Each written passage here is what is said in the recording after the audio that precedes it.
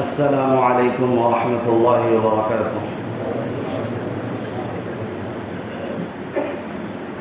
الحمد للہ نحمده ونستعینه ونستغفره ونؤمن به ونتوکل علیہ ونعوذ باللہ من شرور انفسنا ومن سیئات اعمالنا من يهده الله فلا مضل له ومن يضلل فلا هادي له ونشهد أن لا إله إلا الله وحده لا شريك له ونشهد أن سيدنا ومولانا محمدا عبده ورسوله أما بعد فأعوذ بالله من الشيطان الرجيم بسم الله الرحمن الرحيم فلولا نفر من كل فرقة منهم طائفة ليتفقهوا في الدين ولينذروا قومهم إذا رجعوا إليهم لعلهم يحذرون صدق الله العظيم وقال النبي صلى الله عليه وسلم خيركم من تعلم القرآن وعلمه أو كما قال عليه الصلاة والسلام۔ مٹا دو اپنی ہستی کو اگر کچھ مرتبہ چاہو، مٹا دو اپنی ہستی کو اگر کچھ مرتبہ چاہو کہ دانہ خاک میں مل کر گلے گلزار ہوتا ہے۔ میرے واجب الاحترام دوستوں اور بزرگوں اور اسلام کے غیور فرزندوں، اللہ تبارک و تعالیٰ کا احسان اور کرم ہے کہ اللہ تبارک و تعالیٰ نے ہم سب کو پیارے آقا حضرت محمد صلی اللہ علیہ وسلم کی امت میں پیدا فرمایا، اور آپ صلی اللہ علیہ وسلم جو کلمہ لے کر آئے اس کو پڑھنے کی توفیق بھی نصیب فرمائے۔ یہ اللہ تبارک و تعالیٰ کا بہت بڑا احسان اور کرم ہے۔ معزز حاضرین، ہماری زندگی بہت ہی مختصر ہے، آخر گزر جائے گی، چاہے مزیداری کے ساتھ گزر جائے، چاہے دین کی خاطر مشقتوں کے ساتھ گزر جائے۔ دنیا میں اللہ تبارک و تعالیٰ دو قسم کے لوگوں کو پیدا فرماتے ہیں۔ اللہ تبارک و تعالیٰ نے جب انسان کو پیدا کیا تو دو طرح کے لوگوں کا نظام چلایا۔ ایک اکتساب کا نظام اللہ تبارک و تعالیٰ نے چلایا، احتساب والا، اور ایک نظام اللہ تبارک و تعالیٰ نے انتخاب والا چلایا۔ احتساب کا نظام یہ ہے کہ جب بندہ محنت اور کوشش کرتا ہے، اس میں سب شامل ہے، چاہے وہ کافر ہو، مشرک ہو، مسلمان ہو، غیر مسلم ہو، سب شامل ہے۔ بنجا جب محنت کرتا ہے تو اس کو اس کا پھل مل جاتا ہے، مزدور جب مزدوری کرتا ہے تو اس کو اس کی مزدوری مل جاتی ہے۔ اور ایک نظام اللہ تبارک و تعالیٰ نے انتخاب کا بنایا ہے، یعنی منتخب کرنے کا۔ اللہ تبارک و تعالیٰ جب کسی سے محبت فرماتے ہیں تو اس کو اللہ تبارک و تعالیٰ اپنے دین کی خدمت کے لیے قبول کر لیتے ہیں۔ اللہ تبارک و تعالیٰ نے انبیاء کرام کو بھیجا، منتخب فرمایا ہے۔ اتفاقی طور پر حضرت آدم علیہ السلام کو نبی بنا دیا، ایسا نہیں ہے۔ حضرت نوح علیہ السلام نبی اتفاقی طور پر بن گئے ہو، ایسا نہیں ہے، بلکہ اللہ تبارک و تعالیٰ نے کم و بیش 1,24,000 انبیاء کرام کو منتخب فرمایا ہے، انتخاب کیا ہے۔ ان کو کامیاب اللہ تبارک و تعالیٰ نے اپنے فضل سے کرنا چاہا ہے، اور اللہ تبارک و تعالیٰ نے اپنی طرف ان کی نسبت کو اللہ تعالیٰ نے کرنا چاہا ہے۔ اور جن کی نسبت اللہ خالق اور مالک اور رب کی طرف ہو جاتی ہے، اس کے مقام کی بلندی کو کون پہنچ سکتا ہے اور کون جان سکتا ہے، سمجھ سکتا ہے کہ اللہ تبارک و تعالیٰ نے ان کو کتنا مقام عطا کیا ہے۔ ہاں، جو قرآن میں اللہ تعالیٰ نے مقام بتایا، ہمیں اس پر اس کو ماننا ہے اور اس کو سمجھنا ہے۔ اسی طرح اللہ تبارک و تعالیٰ نے صحابہ کرام کو بھی منتخب کیا ہے، نبی پاک علیہ الصلوۃ والسلام کی مددگار کے طور پر، نبی پاک علیہ الصلوۃ والسلام کے نمائندے کے طور پر، یہ صحابی بھی یوں ہی اتفاقی طور پر نہیں بن گئے۔ حضرت ابو بکر اگر نبی کی خدمت میں تشریف لاتے ہیں، ایمان میں داخل بنتے ہیں اور سب سے پہلا خلیفہ بنتے ہیں، یہ اللہ تبارک و تعالیٰ نے، اور بھی ابو بکر نام کے ہوں گے، لیکن اللہ تبارک و تعالیٰ نے ان کا انتخاب کیا، نبی کے قدموں میں ان کو ڈال دیا، اور اللہ تبارک و تعالیٰ نے امت میں سب سے بڑا مقام عطا کر دیا۔ اسی طرح حضرت عمر فاروق رضی اللہ تعالیٰ، تمام صحابہ کرام کو اللہ تعالیٰ نے انتخاب فرمایا ہے۔ نبی نے کوششیں، محنتیں ہر ایک کے لیے کی ہیں، جو کفار و مشرکین جتنے بھی تھے سب کے لیے اللہ کے نبی صلی اللہ علیہ وسلم نے محنتیں کی، لیکن ان تمام میں کم و بیش 1,24,000 صحابہ کرام بھی تیار ہوئے، نبی پاک علیہ الصلوۃ والسلام کے پاس آئے اور ایمان میں داخل ہوئے اور صحابہ کے مقام کو پہنچے۔ اسی طرح اللہ تبارک و تعالی جس قرآن کو نبی نے پیش کیا، جس بات کو نبی نے اللہ تبارک و تعالیٰ سے لے کر پیش کیا، یعنی اپنی رسالت کی ذمہ داری ادا کی ہے، صحابہ نے اس کو لیا اور پھیلا دیا۔ اب جو بھی ان کو پڑھتے رہیں گے، قرآن کو پڑھیں گے، حدیث کو پڑھیں گے، سمجھتے رہیں گے، یہ اتفاقی طور پر نہیں بلکہ اللہ تبارک و تعالیٰ انتخاب کرتا ہے۔ اگر کسی کے دل میں تڑپ ہو اور فکر ہو کہ مجھے علم حاصل کرنا چاہیے، مجھے قرآن پڑھنا چاہیے، مجھے حدیث پڑھنا چاہیے، مجھے حافظ بننا چاہیے، مجھے عالم بننا چاہیے، اللہ تبارک و تعالیٰ یہ دولت انہی کو عطا فرماتے ہیں۔ اللہ تبارک و تعالیٰ ہم سب کو بے حسی سے حفاظت فرمائے۔ صحابہ کرام رضوان اللہ علیہم اجمعین نے قرآن کے علم کو ایسے بیٹھے بٹھائے چلتے پھرتے حاصل نہیں کیا ہے۔ اگر ہم یہ سوچتے ہیں تو یہ غلط ہے۔ اٹھائیے احادیث، اٹھائیے قرآن مقدس اور اس کی تفاسیر کو پڑھیے۔ صحابہ کرام رضوان اللہ علیہم اجمعین اپنے آپ کو نبی کی اتباع میں لگا دیا، جان بھی دے دی، مال بھی دے دیا اور کہہ دیا اے نبی ہم آپ کو اللہ کا نبی مانتے ہیں، رسول مانتے ہیں، جب آپ کہیں گے جان دے دو اس کے لیے بھی حاضر ہیں، جب آپ کہیں گے مال دے دو اس کے لیے بھی حاضر ہیں۔ انہوں نے اپنی جان اور اپنے مال کو اللہ کی قسم دین کی خاطر لٹا دیا ہے۔ پڑھیے حضرت بلال حبشی رضی اللہ تعالیٰ عنہ کو جب خبر ملی کہ ایک نبی آئے ہیں اور وہ لوگوں کو دعوت دیتے ہیں، جنت کی دعوت دیتے ہیں، خالق کی معبود کی دعوت دیتے ہیں، اس کی عبادت کی دعوت دیتے ہیں، آئے اور ایمان کو قبول کر لیا۔ کون نہیں جانتا، بار بار سننے سے اگر ہم نہیں سمجھتے، یاد رکھیے ہم بہت بڑے بے غیرت ثابت ہوں گے۔ اللہ کے پاس اس بے غیرتی کا، بے حسی کا حساب دینا پڑے گا۔ حضرت بلال حبشی رضی اللہ عنہ کے بارے میں آتا ہے امیہ بن خلف جو مشرکین کا سردار تھا، ان کو گرم ریت پر لٹا دیتا تھا اور گرمی میں، سخت گرمی میں لٹا کر سور وزنی پتھر ان کے سینے پر رکھ دیا جاتا تھا اور یہ وہ کہتا تھا یا تو اسلام چھوڑ دے یا وہ اسلام نہ چھوڑے تو کم سے کم اسی حال میں مر جائے، لیکن قربان جاؤں بلال حبشی کے قدموں پر، بلال حبشی کی زبان پر ان کے پاس ایک ہی لفظ تھا، اے ظالمو تم مجھے جان سے مارنے کی کوشش کر دو، مار دو، میں نے جان کو بھی اللہ کے نام پر بیچ دیا ہے، میں نے مال کو بھی اللہ کے نام پر بیچ دیا ہے، میری جان بھی اللہ کی امانت ہے، یاد رکھ لو، تم مارو جتنا مارتے ہو، مارتے مارتے تھک جاؤ گے، میں جان دے دوں گا، لیکن یاد رکھنا احد احد احد، اللہ ایک ہے، اللہ ایک ہے، معبود وہی ہے، میری زبان سے یہ نکلنا بند نہیں کر سکتے۔ یہ ہوتی تھی ایمان، ان کا خون بہایا گیا، ان کو تکلیفیں دی گئی، لیکن وہ ایمان پر ثابت قدم رہے اور ایک ایک حدیث کو، قرآن پاک کی ایک ایک آیات کو دنیا کے لوگوں تک پہنچانے کے لیے مکہ چھوڑا، پیارا شہر کو، مدینہ چھوڑا، نبی کے شہر کو چھوڑا، اپنے گھر بار کو چھوڑا اور ملک شام چلے گئے، ملک شام چلے گئے اور عراق چلے گئے، کوفہ چلے گئے۔ اٹھائیے، پڑھتے کیوں نہیں ہیں؟ ہمیں کیا ہو گیا ہے؟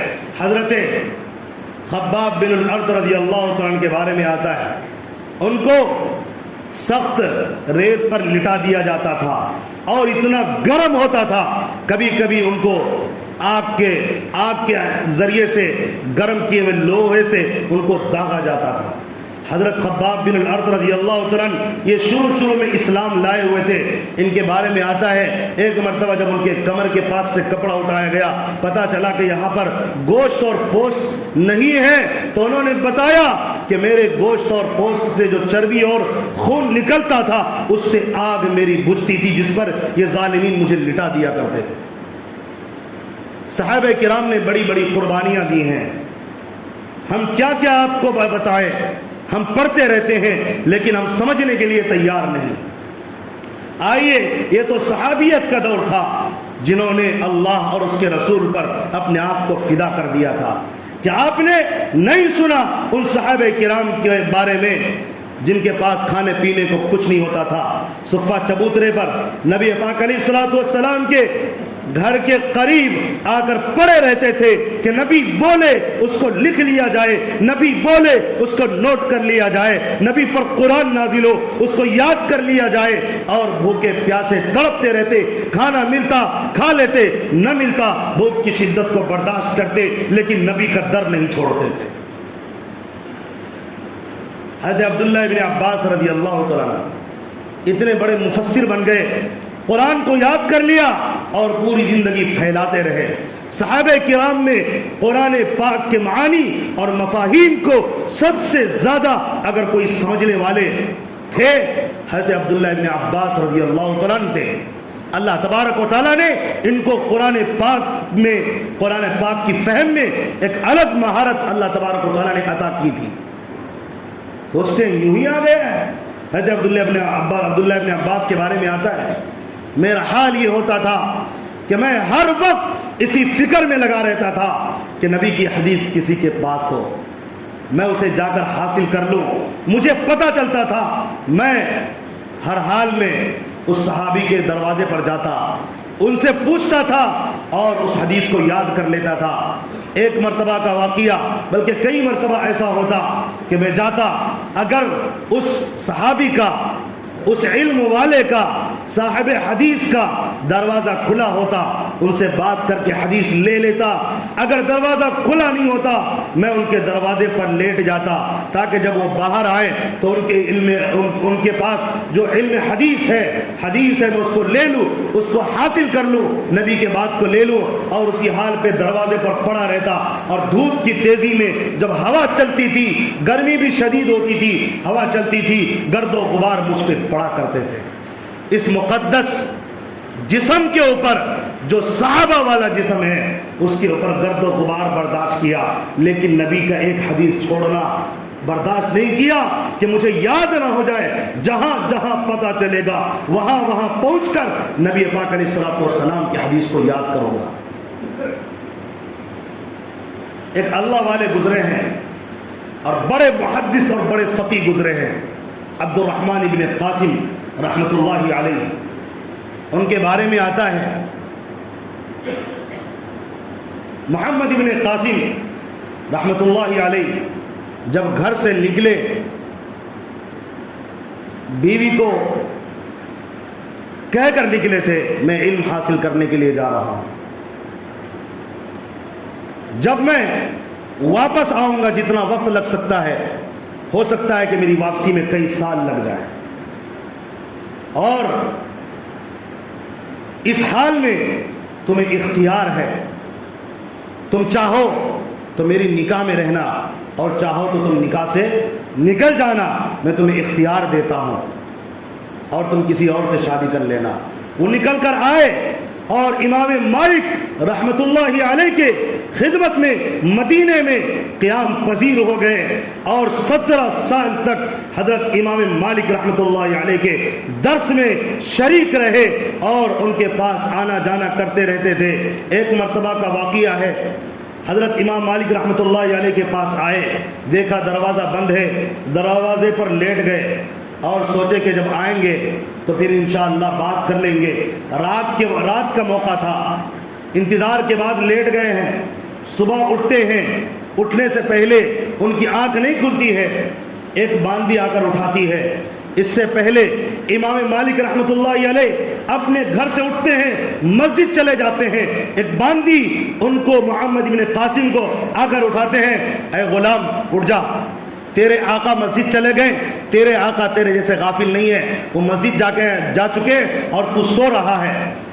غلام اس لیے ان کو کہا، اس عورت نے، اس باندی نے، کیونکہ وہ بار بار ان کی خدمت میں آیا جایا کرتے تھے، لیکن یہ تو غلام تھے رسول کے احادیث کے، یہ تو غلام تھے قرآن پاک کے، قرآن پاک پڑھنے کے، علم حاصل کرنے کے غلام بن چکے تھے۔ اسی درد نے انہیں گھر سے بے گھر کیے ہوئے تھا۔ ہاں یہ بھی ایک بیماری ہوتی ہے، جب بیماری لگ جاتی ہے نا تو پھر آدمی بیماری میں جب اچھا مزہ آتا ہے تو آدمی کا مرض بھی ٹھیک کرنے کے لیے دوائی کی ضرورت پڑتی ہے، اور جس کو علم کے پیاس کی بیماری لگ گئی ہو، ظاہر ہے جب تک وہ اس کو پیتا رہے گا، علم پڑھتا رہے گا، قرآن پڑھتا رہے گا، وہ اس کو حاصل کرتا رہے گا۔ حضرت علامہ انور شاہ کشمیری رحمۃ اللہ علیہ کے بارے میں آتا ہے، ان کو ڈاکٹروں نے منع کر دیا تھا کہ آپ زیادہ کتابوں کا مطالعہ نہ کریں، آپ آرام فرمانے لگے، وہ رات بھر کتابوں کو مطالعہ کرتے تھے۔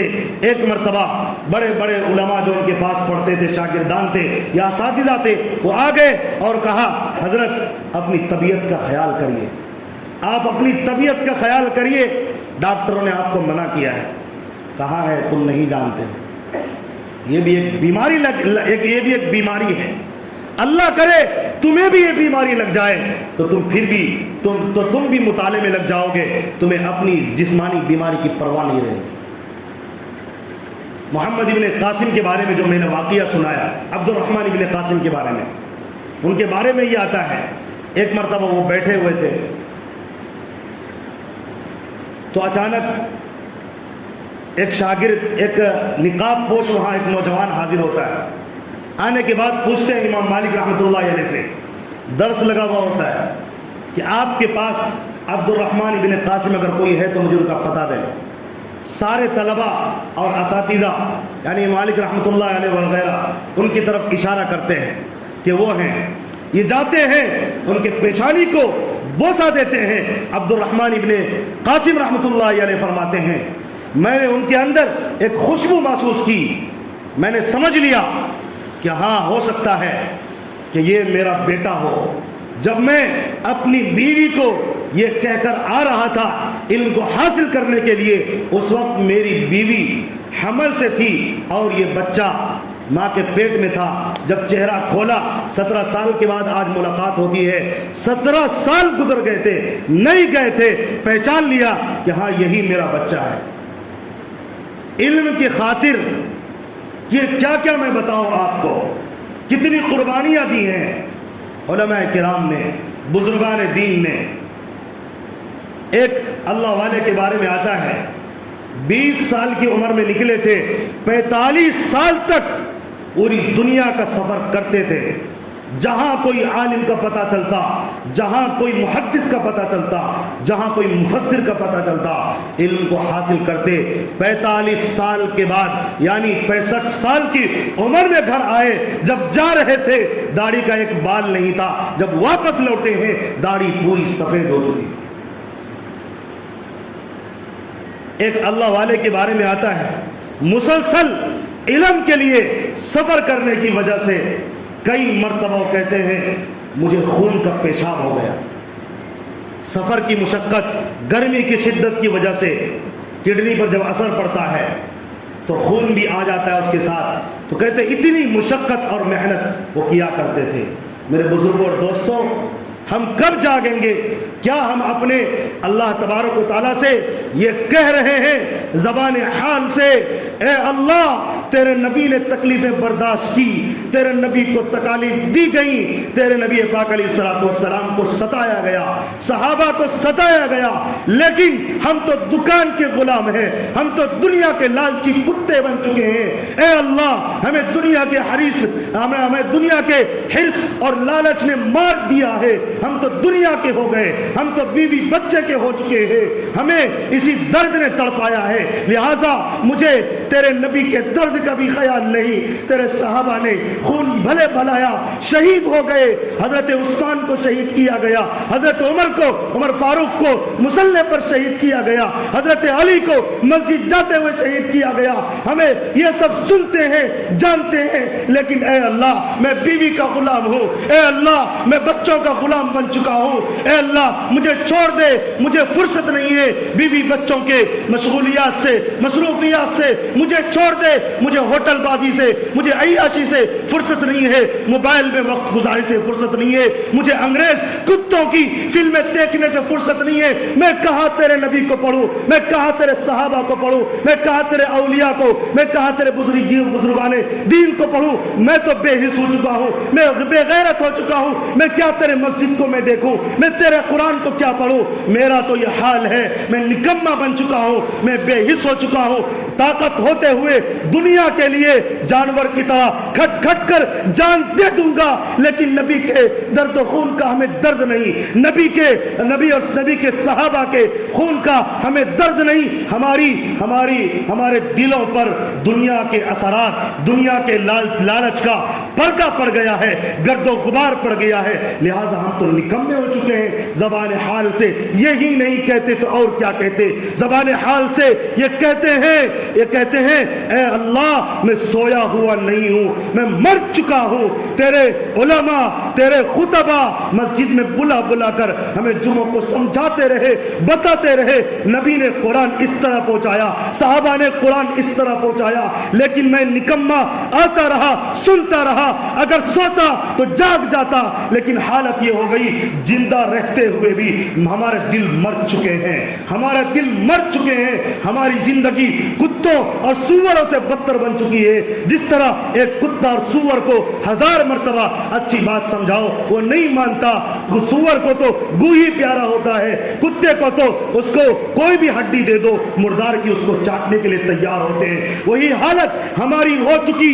ہم قبر کے دہانے پر کھڑے ہیں آج اور ابھی مریں گے, لیکن ہوش کے ناخن لینا نہیں چاہتے. بتائیے میں آپ کو کیا سمجھوں, ہم درد سمجھوں صحابہ کا, ہم درد سمجھوں نبی کا, ہم درد سمجھوں اولیاء کا, بزرگان دین کا. میں اپنے آپ کو کیا کہوں. مجھے تو بریانی پلاؤ کھانے سے فرصت نہیں ہے, مجھے تو اچھے غذا جمع کرنے سے, اچھے کپڑے پہننے سے فرصت نہیں ہے, اچھے گاڑیوں میں بیٹھنے سے فرصت نہیں ہے. مجھے جھوٹ بولنے سے, مجھے غیبت کرنے سے, اور انگریز کتوں کی فلمیں دیکھنے سے, انگریز کتوں کی نقش قدم پر چلنے والے کے فلمیں دیکھنے سے, اور جو زناکار عورتیں, بدکار عورتیں ناچتی ہیں, کچے لباس پہن کر فلموں میں آتی ہیں, ان کو دیکھنے سے فرصت نہیں ہے. تو میں کیا کہوں, میں کیا سمجھوں کہ آپ کو نبی کا عشق لگا ہوا ہے. آپ تو ایک زناکار بدکار کے عاشق بن چکے ہو. اپنا محاسبہ کیجئے, بے حسی سے نکلیے, بے غیرتی سے نکلیے. اب یہ چاہو گے کہ زناکار سے محبت کرو, زناکار عورتوں کو بار بار دیکھو, انگریز کتوں کی غلامی میں ناچنے والوں کو بار بار دیکھو, اور یہ تصور کرو اللہ کی مدد آ جائے. اللہ کی قسم یہ تصورات, یہ خیالات غلط ہیں. آؤ اگر قرآن پڑھو گے, حدیث پڑھو گے, جو مقام اللہ تبارک و تعالیٰ نے علماء کو دیا, بزرگان دین کو دیا, اللہ آج بھی وہ مقام آپ کو دینے کے لیے تیار ہے.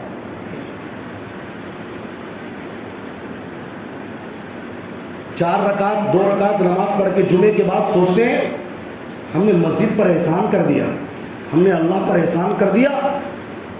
میرے بھائی کتنا جرم کرو گے, اور ایک تو گناہ اور یہ سوچ اتنی گندی. آپ نے اللہ پر احسان کیا ہے, یہ کفر اور شرک ہے اگر ایسا سوچتے ہیں. آپ نے مسجد پر احسان کیا ہے, یہ بھی غلط ہے اور ریاکاری ہے. ہم 2 رکعت پڑھیں یا 1000 رکعت پڑھیں, اللہ کی قسم اپنی آخرت کو بنانے کے لیے اللہ کے لیے پڑھتے ہیں, یوں ہی نہیں پڑھتے. ابو نصر سنجری کا واقعہ بیان کر کے بات ختم کرتا ہوں. مختصر میں دیکھیے انہوں نے دنیا کو اپنے جوتوں کی نوک پر رکھ کر کیسے اڑایا ہے. ایک مرتبہ کا واقعہ ابو اسحاق رحمۃ اللہ علیہ راوی وہ بیان کرتے ہیں. ابو نصر سنجری سجستان کے رہنے والے تھے, علم حاصل کرنے کے لیے کہیں نکلے ہوئے تھے. ان کے بارے میں آتا ہے ان کے پاس بیٹھے ہوئے تھے ایک مرتبہ, ابو نصر سنجری رحمۃ اللہ علیہ بڑے محدث تھے، بڑے اللہ والے تھے، بیٹھے ہوئے تھے، ان کے پاس ایک عورت آتی ہے، تھیلے میں 1000 دینار ہوتا ہے، 1000 روپیہ نہیں، دینار سونے کا ہوتا ہے، سونے کے سکے کو دینار کہا جاتا ہے، 1000 کا تھیلا تھا، لا کے رکھ دیا، پوچھا کیوں آئی ہو اور اس کا کیا مطلب ہے؟ اس عورت نے کہا میں آپ سے نکاح کرنا چاہتی ہوں، مجھے آپ کے علم اور علوم سے محبت ہو گئی ہے، لہٰذا یہ روپیہ لیجئے اور اپنی نکاح میں مجھے شامل کر لیجئے۔ انہوں نے کہا تھیلا اٹھاؤ اور چلی جاؤ۔ جب وہ عورت چلی گئی، ابو اسحاق نے پوچھا ایسا کیوں کیا آپ نے؟ انہوں نے کہا میں طلب علم کے لیے نکلا ہوں، اگر میں آج اس دنیا میں لگتا شادی کے جھمیلوں میں پڑوں گا، میں طالب علم کہاں رہا؟ میں تو طالب علم سے نکل جاؤں گا، میری مصروفیت دوسری ہو جائے گی، لہٰذا میں اب جس مقصد کے لیے آیا ہوں اسی مقصد میں لگا رہوں گا تا حیات۔ میرے دوستوں بزرگوں، ان تمام باتوں کو سنانے کا خلاصہ یہ واقعہ یہ ہے کہ لوگ یوں ہی اللہ والے نہیں بنتے ہیں، جان کی مال کی بڑی قربانیاں دینی پڑتی ہے۔ دیکھا آپ نے کیسے یہاں قربان کیا؟ کیا اس عورت سے شادی کرنا جائز نہیں تھا؟ لیکن انہوں نے کہا میں آیا ہوں کسی اور کام کے لیے، اس کام کا موقع جب ہوگا جب میں گاؤں جاؤں گا، ابھی علم حاصل کرنے کے لیے نکلا ہوں۔